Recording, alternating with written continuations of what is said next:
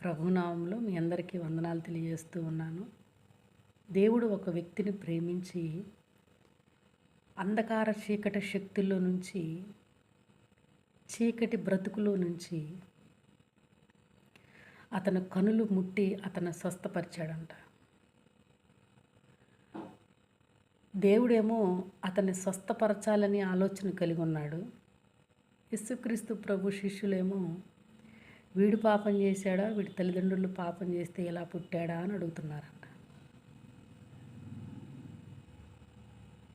యేసుక్రీస్తు ప్రభు అంటా ఉన్నాడు, వీడు పాపం చేయలేదు, వీడి తల్లిదండ్రులు పాపం చేయలేదు, దేవుని మహిమార్థమే ఇతను గుడ్డివాడిగా పుట్టాడు అని యేసుక్రీస్తు ప్రభు చెప్తున్నాడంట.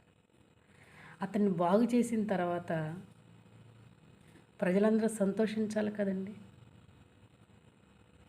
అతడు బాగుపడిన తర్వాత ఆ చీకటిలో నుంచి బయటకు వచ్చేసి, ఆ అంధకారంలో నుంచి బయటకు వచ్చేసి ప్రజల మధ్యలో ఉండి కనిపిస్తూ ఉంటే హేళనగా చూస్తూ ఉన్నారంట, అవమానపరుస్తూ ఉన్నారంట. అరే ఎవర్రా నువ్వు, పలానా దేవాలయం దగ్గర అడుక్కునేవాడు నువ్వేనా, నువ్వు కాదా, అరే నీ కళ్ళు ఎట్టొచ్చినీరా, మనం అంధకారంలో ఉన్నప్పుడు అడగనోళ్ళు, మన ఆకలి దప్పుకుల్లో ఉన్నప్పుడు అడగనోళ్ళు బాగుపడ్డాక అడుగుతారు. మన చీకట్లో బ్రతుకుతున్నప్పుడు, మనం కష్టాల మధ్యలో కొట్టుమిట్లాడుతున్నప్పుడు అడగని ప్రజలు యేసుక్రీస్తు ప్రభు కలగజేసుకొని అతన్ని బాగు చేసిన తర్వాత అడుగుతున్నారంట. అరే ఎవర్రా నిన్ను బాగు చేసింది, అరే ఇంత చక్కగా చూస్తున్నావు, వీడాడు కాదు అంటే అక్కడ కూర్చొని అడుక్కునే గుడ్డివాడు వీడు కాదు అని అంటా ఉన్నారంట.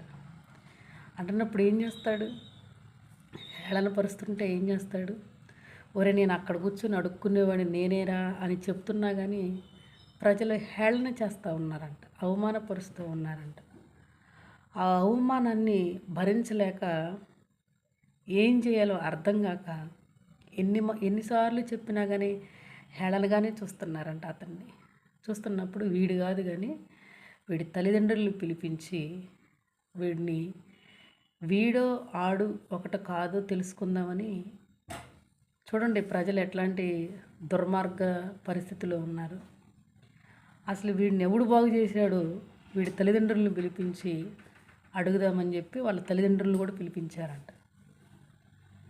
అసలు ఎవడ బాగు చేస్తే వీళ్ళకెందుకు, వాడైతే బాగుపడ్డాడు కదా, కానీ హేళన చేయాలి, అవమానపరచాలి, నిందల పాలు చేయాలి ప్రజల ఉద్దేశాలు. వాడు కష్టాల మధ్యలో ఉన్నప్పుడు, చీకట్లో బ్రతుకుతున్నప్పుడు పట్టించుకొని ప్రజలు వాడు బాగుపడిన తర్వాత హేళనగా చూస్తూ తల్లిదండ్రులను పిలిపించారంట. మనం ఏ స్థితిలో ఉన్నామో, ఏ స్థితిలో దేవుడు నిన్ను పిలుచుకున్నాడో, ఏ స్థితి నుంచి దేవుడు నిన్ను ఉన్నతమైన స్థితిలో నిలవబెట్టుకోవాలనుకున్నాడు, అది దేవుని ఉద్దేశం.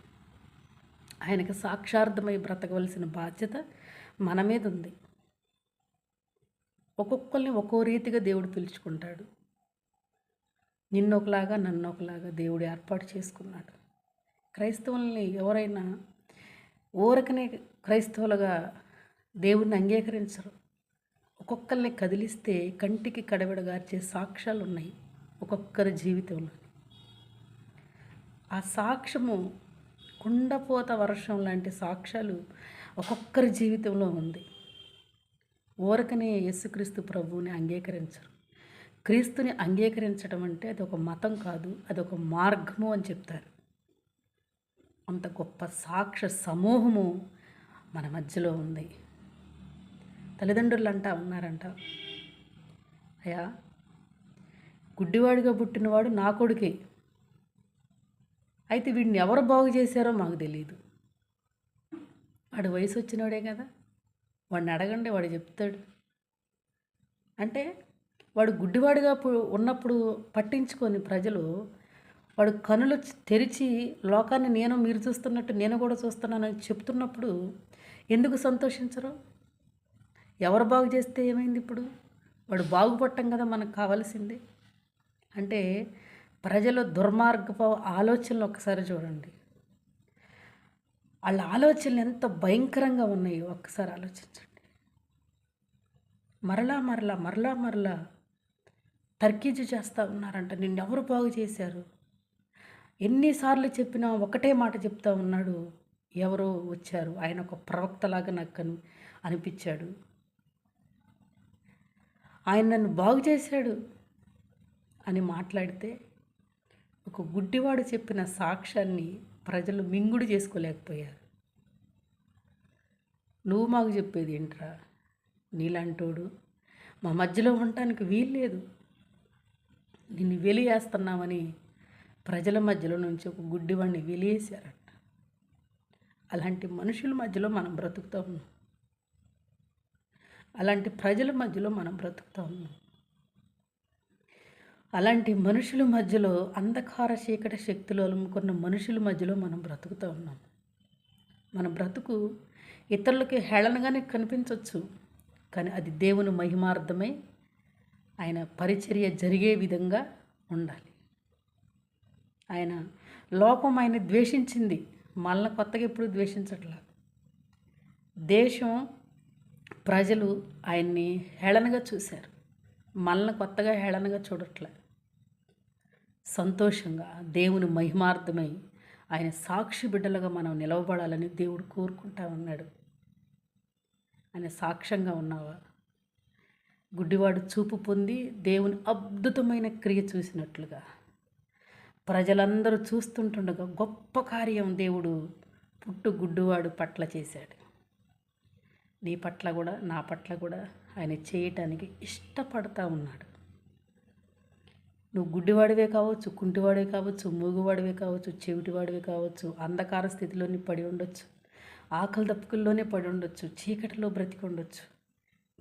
ఏ స్థితిలో ఉన్నా కానీ దేవుడు నీకు చేయి ఇవ్వటానికి సిద్ధంగా ఉన్నాడు. ఆయన గాయపడిన హస్తాన్ని మన మీద ఉంచాలని దేవుడు కోరుకుంటున్నాడు. ఈ రాత్రి దేవుడు ఇష్టపడతా ఉన్నాడు. మీకు ఎన్నిసార్లు చెప్పినా హృదయం అనే తలుపు యొద్దే ఆయన ఉన్నాడు. నువ్వు హృదయం అనే తలుపు తీస్తే ఆయన నీ జీవితంలో గొప్ప ఎలుగునివ్వాలని ఆయన ఆశపడుతున్నాడు. అంతే. నీ దుఃఖంలో నుంచి నిన్ను విడిపించాలని, నీ అంధకారంలో నుంచి ఆయన నిన్ను విడిపించాలని, అజ్ఞాన స్థితిలో నుంచి నిన్ను విడిపించాలని, నడిపించాలని, బలపరచాలని దేవుడు కోరుకుంటున్నాడు. ఈ రాత్రి దేవునికి మనసిచ్చినట్లయితే మనోనేత్రాలు వెలిగించడానికి ఈ రాత్రే ఆయనకు అవకాశం ఇస్తే, అట్లాంటి ప్రజల మధ్యలో నుంచి దేవుడు నిన్ను ఒక వెలుగుగా నిలబెట్టడానికి ఆయన సిద్ధ మనసు కలిగి ఉన్నాడు. ఆయన సాక్ష్యంగా నిలబడదామా?